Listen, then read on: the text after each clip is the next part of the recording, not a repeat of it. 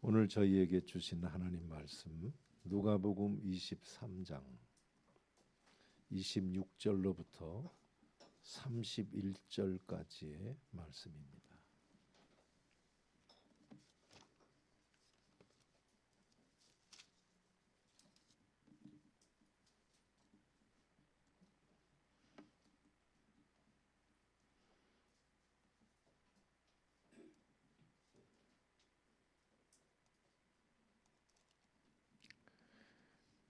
제가 받들어 읽겠습니다. 그들이 예수를 끌고 갈 때에 시몬이라는 구레네 사람이 시골에서 오는 것을 붙들어 그에게 십자가를 지워 예수를 따르게 하더라. 또 백성과 및 그를 위하여 가슴을 치며 슬피 우는 여자의 큰 무리가 따라오는지라. 예수께서 돌이켜 그들을 향하여 이르시되 예루살렘의 딸들아 나를 위하여 울지 말고 너희와 너희 자녀를 위하여 울라.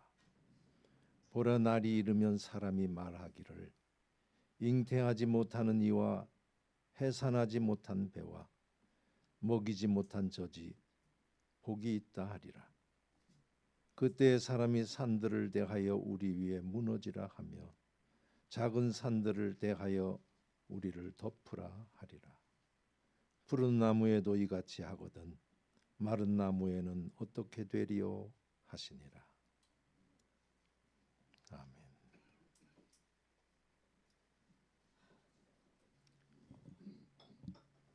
우리 주님 사망 권세 깨뜨리시고 부활하심을 기뻐하고 축하하면서 그것은 주님 혼자의 일이 아니고 그분의 일어나심은 잠자는 자들의 첫 열매, 우리 모두에게도 부활이 있음을 믿으며 기뻐하는 마음으로 예배를 드리시는 우리 성도님들의 신앙이, 그 부활 신앙이 오늘도 살아있는 사람들의 삶을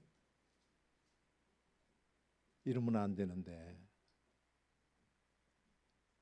이 뒤에는 가망이 없는데 라고 하면서 깔아앉고 절망으로 몰고 가는 죽음의 권세를 깨뜨리는, 그래서 일상의 삶에서 무슨 일을 만나도 절망치 않는 힘을 발휘하는 그런 신앙이 되기를 주의 이름으로 소원합니다. 진심으로 소원합니다. 그들이 예수를 끌고 갈 때 시몬이라고 하는 구레네 사람을 시골에서 오는 것을 붙들어서 십자가를 지고 예수를 따라가게 했다라고 본문 첫 절이 말씀을 합니다. 예수님을 끌고 그들이 갔다라고 하는 말을 제가 조금 살을 붙이면 로마 병정들이 예수를 십자가에 못 박아서 죽게 하려고 이름하여 해골이 흐드러지게 있다라고 하는 골고다로 끌고 갈 때라고 하는 뜻입니다. 그런데 시몬이라고 하는 구레네 사람, 이게 우리들이 어렸을 때부터 알고 말했던 구레네 시몬입니다. 지나가는데 붙들어서 예수의 십자가를 지게 했대요.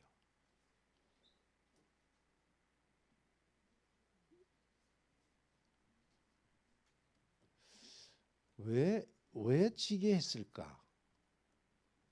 예수님을 그래도 유대인의 왕이라고 하는 이름을 가지고 죽임을 당하는 자에게 예우로 그렇게 했을까 하는데, 그건 뭐 그들의 속은 알 수 없고, 일단 예수님이 십자가를 지고 갈 만큼 힘이 없었기 때문이었다, 이렇게 보시면 됩니다. 목요일 날 저녁부터 밤새 공회로 끌고 가고 빌라도의 관청으로 끌고 가고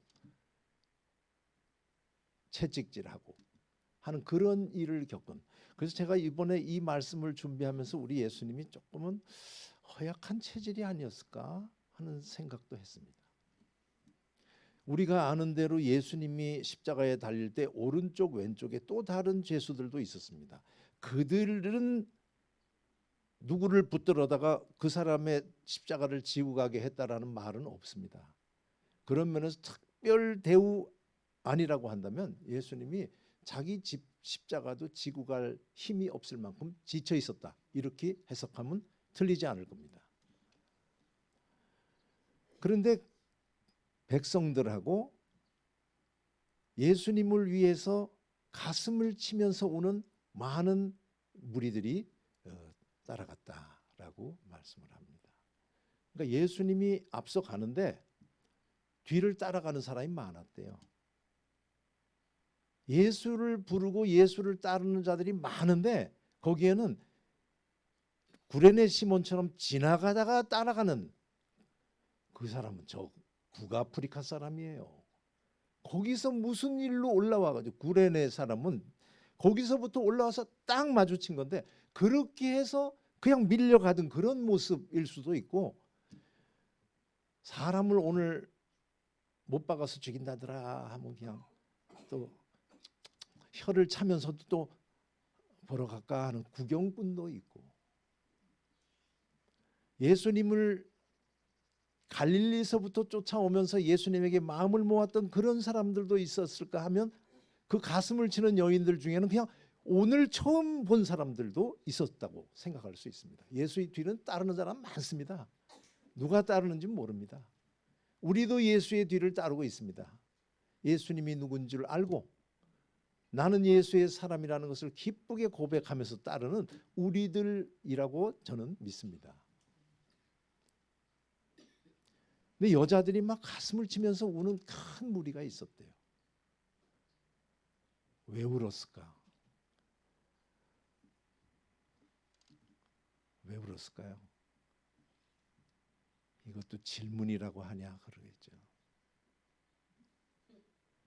불쌍한 거죠. 우리 성경대로 하면 오늘 이 예수님의 모습 앞에는 로마인들의 채찍질도 있고 그 다음에 가시관을 씌웠대요.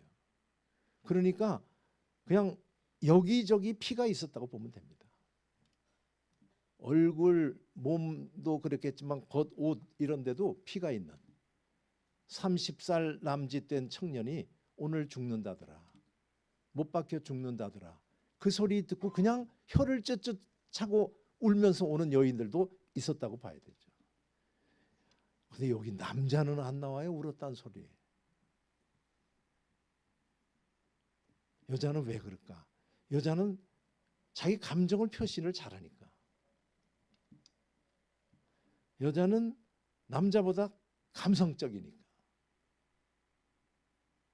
제가 여기에서 제가 우리 성도들한테 한번 물어보려고 그래요. 여자는 남자보다 감성적이에요?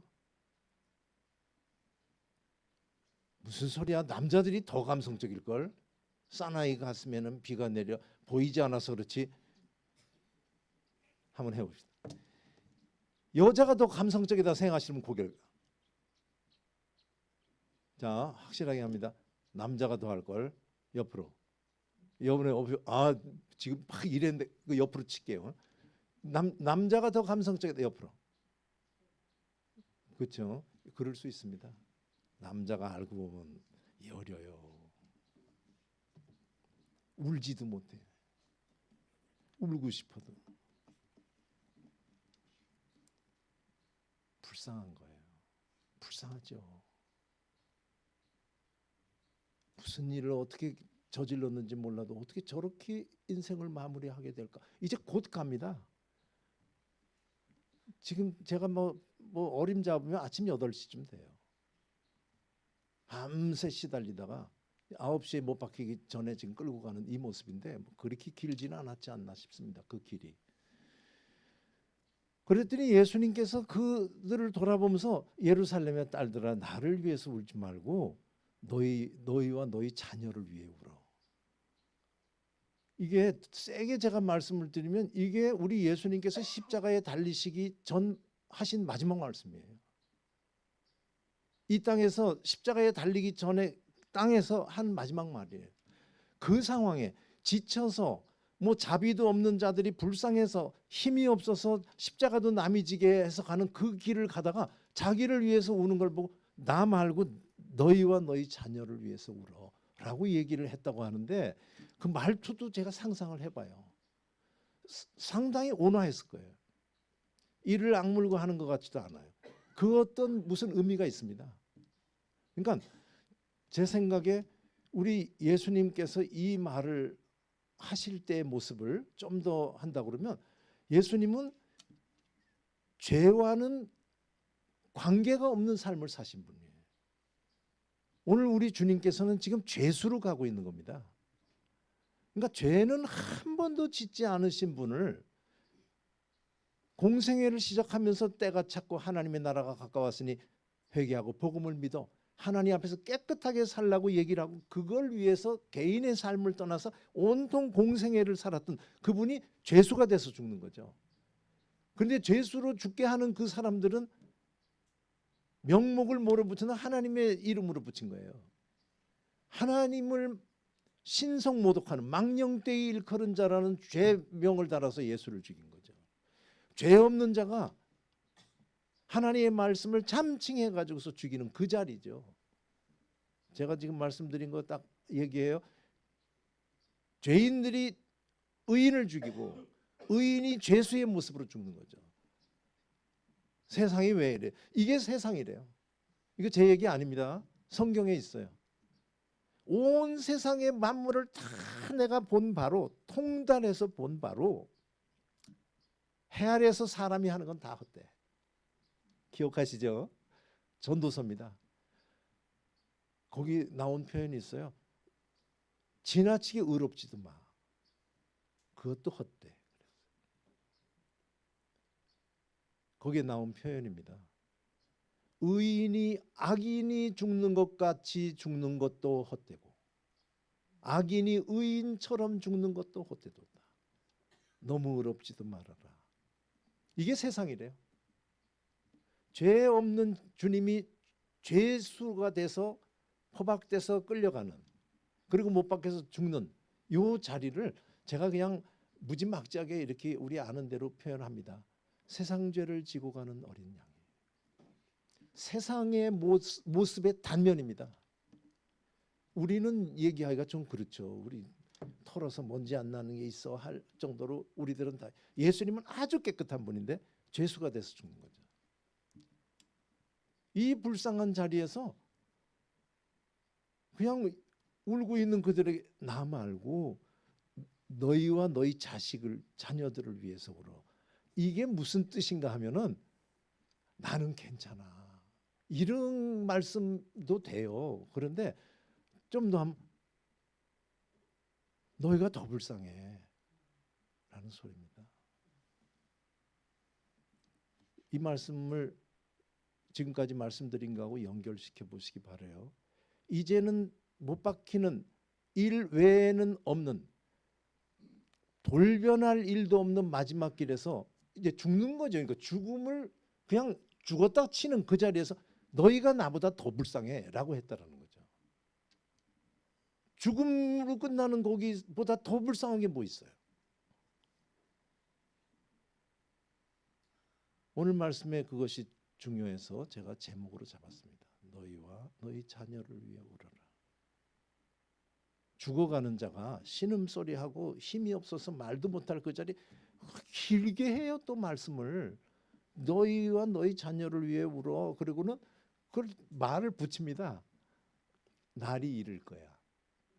날이 이르는데 그때는 아기 같지 않은 사람, 아기 뱃속에 갖지 못한 사람, 젖을 먹이지 못한 그 사람이 복이 있다 하는 날이 올 거야. 그 소리입니다. 요거는 생각을 많이 여러분들도 집어넣으시기 바랍니다.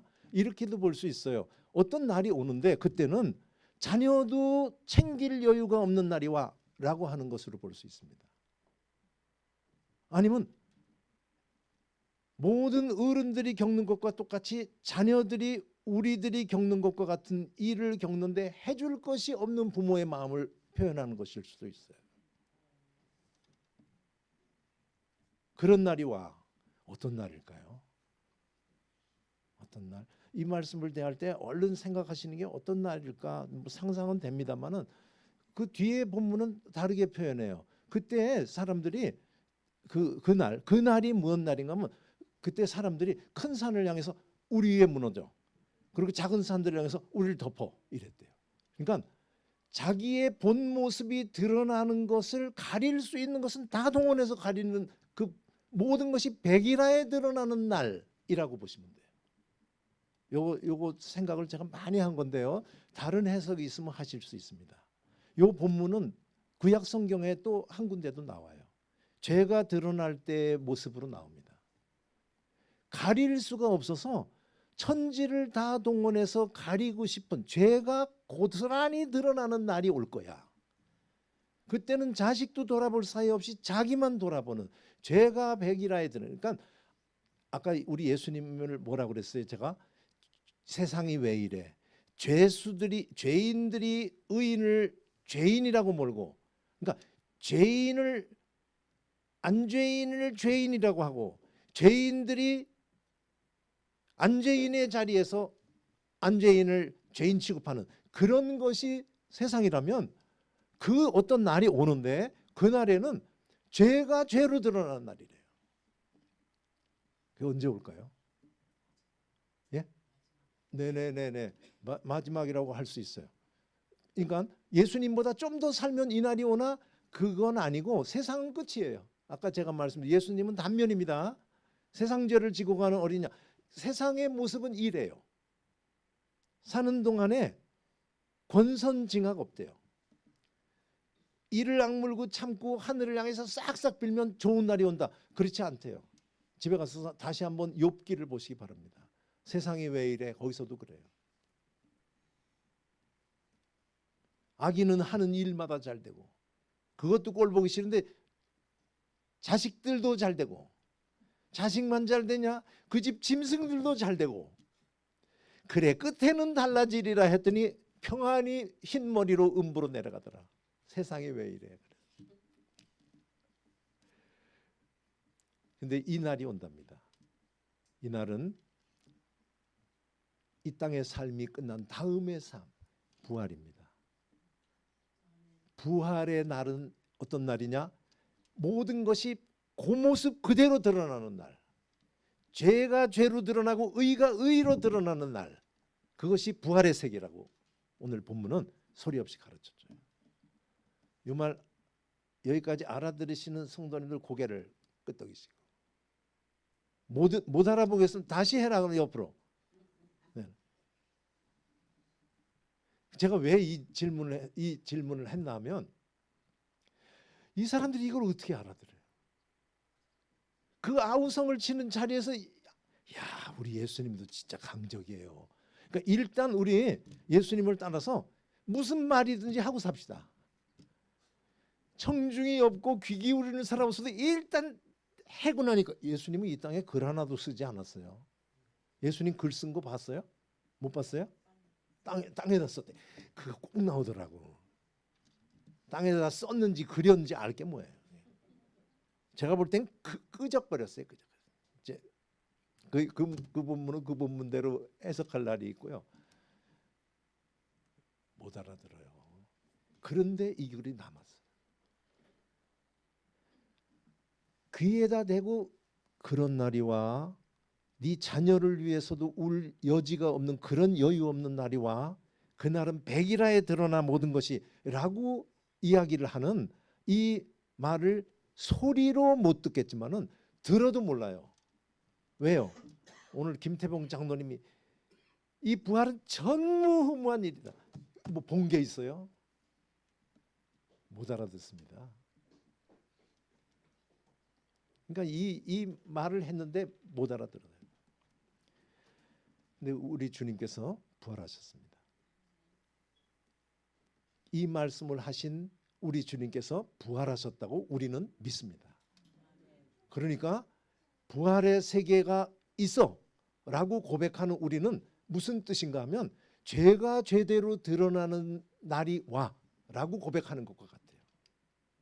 아까 나와 나를 위해 울지 말고 너희와 너희 자녀를 위해 울어라고 하는 이거는 무슨 뜻이라 그랬어요? 너희가 더 불쌍해 그랬어요. 더 불쌍한 거에 더 불쌍한 그 처지를 해결하는 길이 운다라는 게 아니에요. 처지가 불쌍하다는 거예요. 처지가 울 일이라는 거지. 알아들으시겠어요? 무슨 소린지? 제가 지금 왜 말하는지 못 알아들으시는구나. 어떻게 하면 구원 얻어요? 하나님의 나라는 뭘로 가요? 돈으로 가요? 돈 주고도 못 가요. 하나님 나라. 머리 좋아도 못 가요. 하나님 나라. 믿음으로 가는 나라 하나님 나라. 이거는 죄의 문제에 대해서는 이 사람들이 통곡하고 울어도 해결 안 됩니다. 힘으로도 못하고 능으로도 못해요. 율법을 그냥 그 전체를 딸딸거리고 온 삶을 율법을 따라서 지킨다고 해도 하나님 앞에 죄가 없고 의로워라고 하는 소리를 들을 육체가 없나니 그랬어요. 우리 사도 바울이 얼마나 율법의 전문가로서 했으면 뭐라고 그래요? 율법의 의로는 내가 흠이 없어. 그런데 거기에 의롭다 할 육체는 없어. 그런데 다른 의가 나타났는데 그 의는 예수를 그리스도라고 고백하는 자에게 이르는 하나님의 의니 그 의는 차별이 없는 의야 그랬어요. 이 은혜를 받은 게 저희들입니다. 그러니까 지금 제가 오늘 말씀이 딱 해요. 우리 주님이 이 땅에 떠나실 때 땅에서 마지막 한번 부활이 있어 라고 말씀하신 거고, 그 다음에 우리는 그것을 받아들이고 살아가면서 우리 믿는 자는 예수를 그리스도라고 고백하는 것 때문에 내가 죄의 문제에서 해방되어서 살아 고백하고 있는 것이 신앙인들인데, 그렇다면 우리의 신앙은 부활신앙이래요. 신앙은 부활신앙입니다. 오늘 여기에서 못을 박아 이거 다 아는 것 같지만 사실은 신앙이 부활신앙이 막 액세서리 정도 되고 때가 되면 1년에 한 번 정도 돌아보고 하는, 그런데 옵니다. 부활의 날은 옵니다. 그날이 와. 주님 장난쳐요 지금? 주님이 장난쳐요? 지금 마지막 이 땅에서 피투성이가 돼서 힘이 없어서 자기 짐도 못 지고 가면서도 뒤를 돌아서 우는 자들 위해서 나 위해서 울지 마. 너희 위해서 울어. 라고 할 정도로 이건 절박한 것이고 필요 불가결한 가르침이라고 말씀을 하고 있는 것을 생각하면서 우리의 신앙이 다시 한번 부활 신앙인 것을 확인하면서 스스로도 부끄럽지 않을 만큼 부활의 능력을 발휘하고 사는 우리들이 되기를 주의 이름으로 소원합니다. 부활의 능력이 뭐라고 그래요? 오늘 말씀 억울하면 이렇게 억울할 수가 있어요. 비참함은 예수님 말씀이에요. 지금 억울함이 이렇게 죄의 문제로 평생 살아있는 동안에 가르치고 그들을 독려하려고 하는 그런 삶을 살았는데 죄인이라고 해서 거기에 죄패를 붙여가지고 죽으러 가는, 저는 만날 생각하면 장가도 못 간 게 그렇게 안 됐어요. 남은 게 아무것도 없어요. 그런데 그 모습을 불쌍해서 우는 자들이 더 불쌍하게 보여요. 원망을 하고 탄식하고 세상을 저주하고 하늘과 땅이 맞따라 나만 죽냐 너희도 죽어라 라고 하는 그런 자리에 마땅해야 되는데 그 자리에서 내 걱정 마, 너희가 더 불쌍해, 그날이 온다 라고 한 게 부활입니다. 부활은 있습니다. 우리 주님 부활하셨기 때문에 나도 부활한다라고 고백하며 우리는 여기 있습니다. 그 부활을 붙들고 하나님 앞에 하나님만 들으시는 감사를 진하게 올리는 우리들 되기를 바랍니다. 힘주고도 모두고도 못하고 모두 해도 못하는 그 죄의 문제를 해결받아 내가 살고 있는 것이구나, 이것이 눈으로 보는 날이 온다라고 하는 것을 오늘 본문은 가르쳐줍니다. 예수를 믿어도 예수를 모신 배도 광풍이 와서 배를 때리면 배에 물이 들어와서 빠질 만큼 물이 찰 수도 있다라고 하는 것을 성경이 가르쳐 줍니다. 예수님도 그 길을 갔고 우리도 우리의 길을 가며 십자가를 지고 갈 겁니다. 어떤 분들은 절망은 죽음에 이르는 병이야 라고 하는데, 절망이 죽음에 이르게 하는 것이 아니고 죽음이 우리로 더 이상은 소망을 갖지 못하게 몰고 가면서 절망으로 끌고 갑니다. 믿는 자답게 우리들 다시 한번 허리를 동이고 부활신앙 붙들고 승리하는, 겉의 모습은 승리 아닌지 몰라도 승리하는 삶을 살아가는 우리들 되기를 간절히 바라서 우리 주님께서 이 말씀을 하시는 걸 믿고 내 말씀으로 받는 우리 성도님들 되시기를 주의 이름으로 소원합니다. 사도 바울이 이렇게 표현했어요. 사방으로 우겨쌈을 당해 이게 인생이래요. 거꾸로 뜨림을 당해 이게 인생이래요. 박해를 당한다. 시편에서는 연수의 자랑은 수고와 슬픔뿐이고 신속히 간다고 그랬습니다. 이 땅의 삶에서 우리 믿는 자는 거꾸로 떨어도 넘어지지 않고 박해를 받아도 낙심하지 않고 항상 우리 살아있는 몸에 예수의 죽음을 짊어지고 가는 것은 우리 죽을 몸에도 예수의 생명이 나타나게 되기 위해서라고 이야기하고 있습니다. 그러니까 예수 믿고 살면 제가 한번 확인해 보고 싶어요. 어려운 일 있죠. 끝까지 그 어려움이 하나님 앞에 갈 때까지 있을 것 같죠. 머리 끄덕여도 돼요. 함정이 아닙니다. 이게 이 땅의 삶은 그래요. 그때 신앙이 뭐지?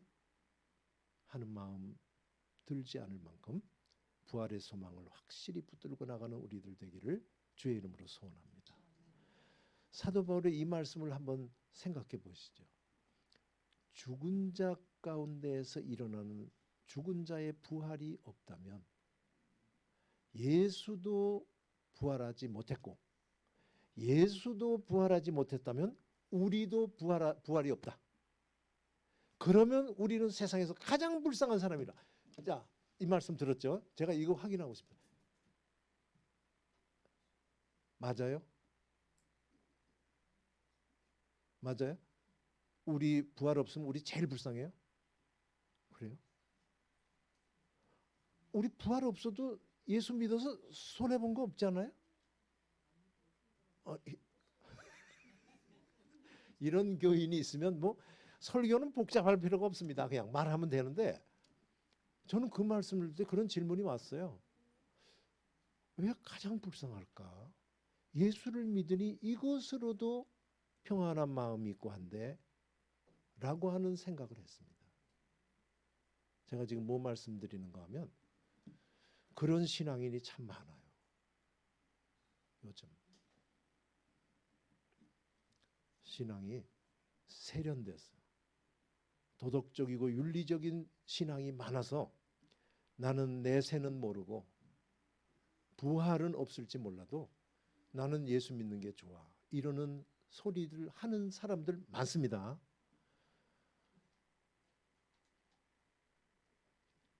심하게 제가 정죄하고 싶진 않아요. 표현으로.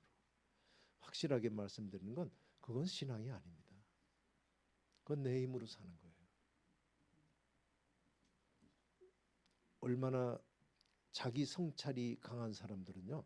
죽음 앞에서 예수님보다 더 의연한 사람들이 있어요. 아주 사소한 사람들인데도 밤낚시를 혼자 가서 죽음 앞에 딱 있어도 지금까지 산 것으로 난 좋게. 자기가 흔들리지 않았던 소리를 제가 20대에 들었어요. 그런 휴머니스트들 많습니다. 신앙은 그런 거 아니에요. 신앙은 지금까지 지내온 게 하나님의 은혜입니다. 앞으로도 나는 무슨 일도 겪을 수 있지만 그 믿음으로 여기까지 살아오게 하신 하나님 생각해서 나 주님 붙들고 세상의 마지막이고 세상에 우리가 넘지 못한다면 죽음도 눈을 뜨고 난 통과할 거예요. 하나님 약속하신 말씀대로 이루어질 줄 믿고 가오니 불쌍히 여겨주세요. 이게 신앙입니다. 바른 신앙 가지고 끝까지 승리하는 우리들 되기를 주의 이름으로 소원합니다. 오늘을 기점으로 다시 한번 촌스러운 것 같은 이 시대, 세련된 이 시대의 촌스러운 것 같은 부활신앙을 굳게 붙들고 예수 부활 내 부활 외치고 살아가는 우리 모두 되기를 진심으로 바라서 우리 모두 우리 모든 믿는 자들 거기에서는 일집어는 부활 신앙이 다시 한번 부활되는 놀라운 역사가 있기를 진심으로 바라서 이 말씀을 전했습니다. 기도하겠습니다. 아버지 하나님 참 감사합니다. 그저 하나님 앞에 머리 숙이니 평안한 그것도 말할 수 없는 은혜인데 오늘 말씀으로 다시 한번 우리의 연약함을 돌아보게 하시며 그렇지 내 신앙의 현 주소가 부활에 있구나 하는 것을 다시 한번 깨우쳐 주시는 그 음성 주님이 주신 줄 믿고 아멘으로 받았사오니 하나님 이 말씀이 우리의 속에서 운동력을 일으키며 우리의 삶을 부활에서 멀지 않도록 강권적으로 역사하는 능력 발휘하게 하여 주시옵소서. 다시 한번 아버지 하나님 우리의 신앙을 점검하게 해주신 주님께 모든 마음을 다하여 영광 돌리오니 주님 홀로 받아 주시옵소서.